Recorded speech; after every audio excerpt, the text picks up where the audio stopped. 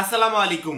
দুঃসংবাদ, ৮ বিশ্ববিদ্যালয় ভর্তিতে সতর্কবার্তা। অর্থাৎ এই বিশ্ববিদ্যালয়গুলোতে কোনো শিক্ষার্থী ভর্তি হলে এর দায়ভার নেবে না ইউজিসি, অর্থাৎ বিশ্ববিদ্যালয় মঞ্জুরি কমিশনের দায়ভার নেবে না। এবং এই দুঃসংবাদটা আসলে তোমাদের জন্য না, এই দুঃসংবাদটা ওই সমস্ত বিশ্ববিদ্যালয় কর্তৃপক্ষের জন্য যারা ইউজিসির নিষেধাজ্ঞা খাওয়া সত্ত্বেও তারা ভর্তি কার্যক্রম চালিয়ে যাচ্ছে, পড়াশোনার কার্যক্রমটা চালিয়ে যাচ্ছে। তুমি কোনো একটা বিশ্ববিদ্যালয়ে অনেক কষ্ট করে অনেক টাকা পয়সা খরচ করে তুমি ভর্তি হলে, ভর্তি হওয়ার পরবর্তীতে হঠাৎ করে শুনলে ওই বিশ্ববিদ্যালয়ের কার্যক্রম বন্ধ করে দেওয়া হয়েছে, তখন তোমার কি অবস্থা হবে?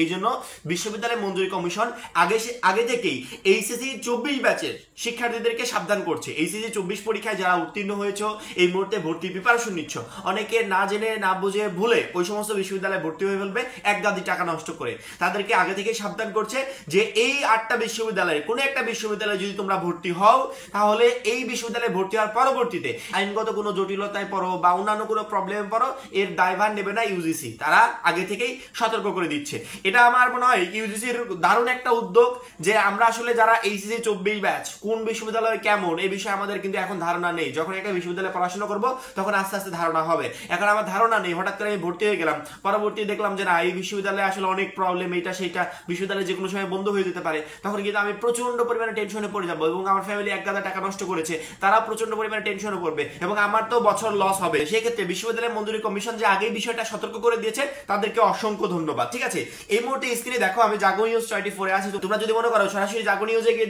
দেখতে পারো, কোনো প্রবলেম নাই। যারা আমাকে বিশ্বাস করো, জাস্ট স্ক্রিনের উপর খেয়াল করো। বিশ্ববিদ্যালয়ের নামগুলো জেনে রাখা খুবই জরুরি, কারণ এর যে কোনো একটা বিশ্ববিদ্যালয়ে তুমিও ভর্তি হয়ে যেতে পারো। সেক্ষেত্রে আগে থেকেই সতর্ক হয়ে থাকো। 8 বিশ্ববিদ্যালয়ে ভর্তিতে সতর্কবার্তা, দায় নেবে না ইউজিসি। এইচএসসি ও সমান পরীক্ষায় উত্তীর্ণ অন্তত 10 লাখ শিক্ষার্থী এখন উচ্চশিক্ষা নিতে বিশ্ববিদ্যালয়ে ভর্তির প্রস্তুতি নিচ্ছে।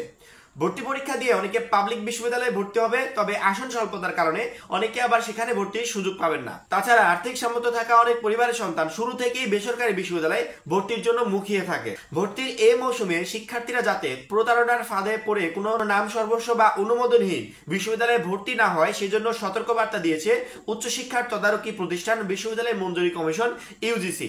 সংস্থাটি 8টি বেসরকারি বিশ্ববিদ্যালয়ে ভর্তি না হতে শিক্ষার্থীদেরকে আহ্বান জানিয়েছেন। যেসব বেসরকারি বিশ্ববিদ্যালয়ে মামলা মোকদ্দমা সহ বিভিন্ন ধরনের সমস্যা বিরাজমান, সেসব বিশ্ববিদ্যালয়ের তালিকা পূর্বের ধারাবাহিকতা এবারও প্রকাশ করেছে কমিশন। বেসরকারি বিশ্ববিদ্যালয়ে হালনাগাদ তথ্য নিয়মিত কমিশনের ওয়েবসাইটেও আপলোড করা হয় বলে বিজ্ঞপ্তিতে উল্লেখ করা হয়। যেসব বিশ্ববিদ্যালয় নিয়ে সতর্কবার্তা, প্রথমে হচ্ছে ইভাইস ইউনিভার্সিটি। এই বিশ্ববিদ্যালয়ে অনেক প্রবলেম আছে, প্রবলেমগুলো নিচে দেওয়া হয়েছে। পরবর্তীতে আছে আমেরিকা বাংলাদেশ ইউনিভার্সিটি, এবং এই বিশ্ববিদ্যালয়ে কি কি প্রবলেম সেগুলো দেখো এখানে দেওয়া হয়েছে।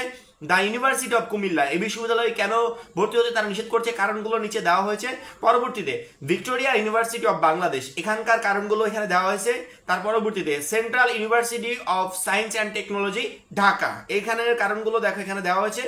সাউদার্ন ইউনিভার্সিটি বাংলাদেশ, এই বিশ্ববিদ্যালয়ের নামে একাধিক মামলা আদালতে বিচারমান, এখানেও কারণগুলো দেওয়া হয়েছে। পরবর্তীতে দারুল ইহসান বিশ্ববিদ্যালয়, এর কারণগুলো দেখো এখানে দেওয়া হয়েছে। এবং লাস্ট কুইন্স ইউনিভার্সিটি, এই ইউনিভার্সিটিতে ভর্তি হতে কেন নিষেধ করেছে তার কারণগুলো নিচে দেওয়া হয়েছে। বিজ্ঞপ্তির শেষাংশে বলা হয়েছে, এরপরও কেউ কোনো অনুমোদিত বেসরকারি বিশ্ববিদ্যালয়ে অনুমোদিত ক্যাম্পাস, অনুমোদিত প্রোগ্রাম বা অনুমোদিত প্রোগ্রামে কমিশন নির্ধারিত আসন সংখ্যার বিপরীতে অতিরিক্ত আসনে ভর্তি হয়ে প্রতারিত হলে বা পরবর্তীতে কোনো আইনগত সমস্যা সৃষ্টি হলে কিংবা বিশ্ববিদ্যালয় বন্ধ ঘোষিত অথবা প্রোগ্রাম বাতিল হলে বা অনুমোদিত আসন সংখ্যার অধিক আসনে ভর্তি হয়ে সনদ বাতিল হলে তার দায়িত্ব ইউজিসির উপর বর্তাবে না। ইউজিসিকে অসংখ্য ধন্যবাদ। এই টোটাল শিক্ষার্থী প্রায় ধরতে গেলে 10 লাখ শিক্ষার্থী, এর ভিতর প্রায় শিক্ষার্থী প্রথমত তারা ট্রাই করবে যে কোনো বিশ্ববিদ্যালয়ে ভর্তি হওয়া যায় কিনা। ঠিক আছে, সরকারি বেসরকারি অনেক বিশ্ববিদ্যালয়ে অনেক শিক্ষার্থী ভর্তি হতে চাইবে। 8টা বিশ্ববিদ্যালয়, এই 8টা বিশ্ববিদ্যালয়ে ভর্তি হতে সতর্ক করলো। অনেক বিশ্ববিদ্যালয়ের মামলা মোকদ্দমা আছে, অনেক বিশ্ববিদ্যালয়ের ভিসি নেই, এটা নেই সেটা নেই, আবার অনেক বিশ্ববিদ্যালয় হঠাৎ করে বন্ধ হয়ে যেতে পারে।